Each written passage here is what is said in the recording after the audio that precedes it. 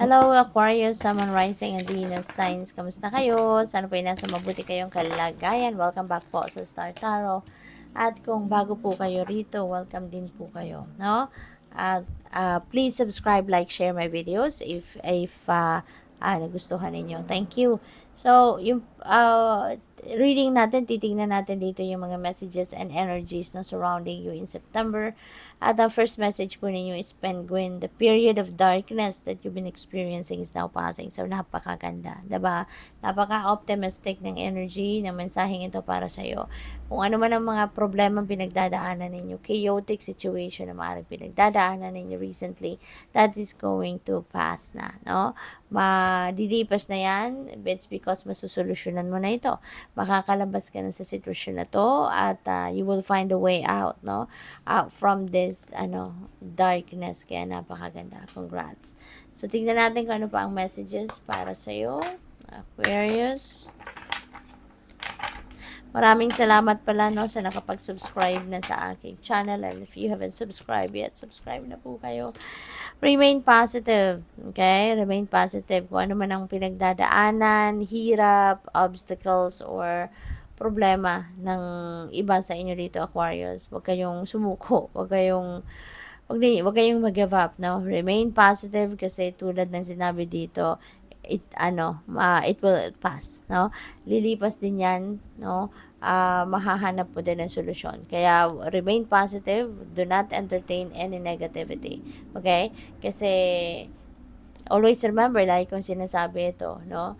Na like attracts like. No? If you are going to project positive attitude, positive mindset, positivity, sigurado, mga positibo at magagandang bagay, pangyayari, sitwasyon ang maa-attract ninyo. No? Pero kung ang ipoproject ninyo, negative energy. Nako, wag na kayong umasa na positibo ang mangyayari or positibong mga bagay or magagandang bagay ang dadating sa inyo. Kasi nga, kung anong energy ang inilalabas natin out in the universe, yan din ang kind of energy na imamatch ng universe. Yan ang ibibigay din sa atin. Kaya, sabi dito, remain positive para nang sa gayon, ang ma-attract ninyo, positive situation, positive things, 'di ba? Mga solusyon sa problema, 'yun ang makukuha ninyo, no? Kaya 'wag kayong mawala ng pag-asa. Things are going to look better, okay? So, what else? Maraming salamat, no, Aquarius, sa lahat ng sumusuporta sa aking channel. Thank you for being here. At salamat din po sa inyong mga suporta sa pamamaraan ng pagpapadala sa akin ng super thanks, no, yung donasyon ninyo. Salamat at pati na rin sa mga hindi nag-i-skip ng ads po. Maraming salamat sa inyong suporta. So, we have Queen of Water. Ayan. So, this is really very beautiful kasi lalo-lalo na pagdating sa relationships. You know, this is the time that you are going to, your relationship is going to level up. No? So, siguro may mga pag-uusap dito, no, of leveling up your commitment with your person, no? Maaaring kayo ay papasok na sa romantic relationship kung kayo ay single pa at meron nandiligaw sa inyo. Kung nandoon naman na kayo sa isang relasyon, ano, maaaring kayo ay baka ang iba sa inyo dito mag-aasawa na, magpapakasal na, living under one roof na, or baka kayo ay nag-iisip na, no, na mag-expand na ng inyong pamilya, no? Maaaring ganon. And also, this is a reminder for you, no, to take care of yourself as well, no? Alagaan mo din ang inyong sarili, huwag lang yung ibang tao, no? While you are taking care of others, no, don't forget also to take care of yourself. Kasi lalahanin ninyo, papaano ninyo maaalaga ng ibang tao kung kayo mismo hindi ninyo naaalaga ng sarili ninyo, 'di ba? You need to take care of yourself first. You need to be in good shape bago kayo makapag-alaga ng iba. Alright? At saka, now is the time, no, na malakas ang inyong radar, your intuition is on point, your psychic abilities are on point, kaya take advantage of that. Okay? Take advantage of that para na magamit ninyo, mapakinggan ninyo yung guidance sa inyo ng Divine Universe. Okay? So, what else? We have Page of Air. Ayan. So, maaari, no, na merong mga delays dito ang mga gagawin ninyo, yung mga plano ninyo.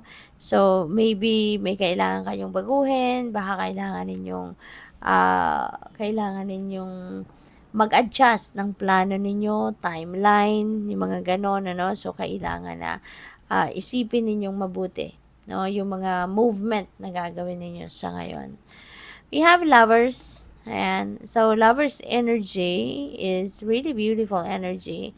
Lalo-lalo na pagdating sa inyong intimate relationships. No? So, with the Queen of Water dito, with the lovers energy dito, so napakaganda kasi parang now is the time talaga ng iba sa inyo, baka magkaka-love life na, or maybe you are focusing extra time, or you're going to put an extra time para sa inyong mga relationships, no?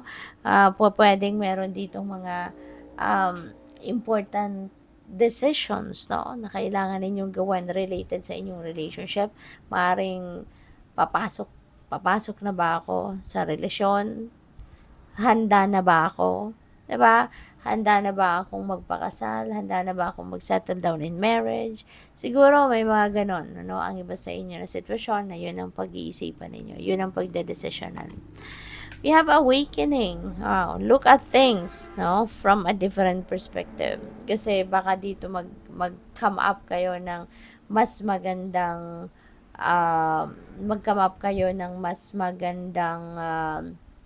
desisyon, mag-come up kayo ng mas magandang ideas, no? Yung mga ganon. So, tignan ninyo yung mga bagay on a different perspective. Okay? Kasi hindi sa lahat ng oras, no? Sometimes kasi kailangan din natin to look at things, no? Or try something, no, out of the box. 'Di ba? At doon kailangan natin na mas maging creative, 'di ba? Sa pag-iisip natin, lalo-lalo na sa decision making, 'di ba? Minsan hindi na natin kailangan gamitin yung usual na style natin sa pagso-solve ng problema. Sometimes we need to go outside the box para mas maging maganda ang resulta, no, na kung ano mang bagay na gagawin natin. Ten of Air. Ayan, this is the end of the difficult situation. So, ano to, for sure, related dito kay Penguin Energy. Kasi nga, 'di ba, meron na kayong tatapusin sitwasyon dito. You are going to put a situation to an end, 'di ba? Kung ano man ang mahirap na pinagdadaanan ninyo. So, ito rin 'yon. You are ready to embrace change. Handa na kayong bumangon, handa na kayong magbagong buhay, handa na kayong talikuran kung ano man ang mga sitwasyon na to, no, na nagpahirap sa inyo.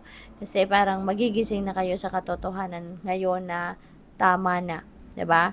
Tama na yung pag-harbor ninyo ng resentments, tama na yung pag-harbor ninyo ng mga emotional wounds, emotional baggages, no? Because it's not giving you a more positive result, or hindi ito nagpapasaya sa inyo, hindi ito nagbibigay ng magandang sitwasyon sa buhay ninyo, 'di ba? Kaya maaari na you are going to put an end to that. Lalagyan mo na to ng period, lalagyan mo na to ng ito na yung time na ikakat mo na, 'di ba? Ang connection ng kung anumang bagay na to or pangyayari na ito sa buhay mo. At handa ka ng magbagong buhay, you are ready to get on your feet and start a new life, no? So, maganda. So, what else? We have Page of Fire, ayan. So, maaring merong mga balita, merong mga impormasyon, mga tip na dadating sa inyo for a new opportunity. At ang mga opportunity na to could be related, no, sa inyong pagkakaperahan. This could be related to money making, no, na endeavor. So, napakaganda. Good luck. Thank you for watching Love and Light. Namaste.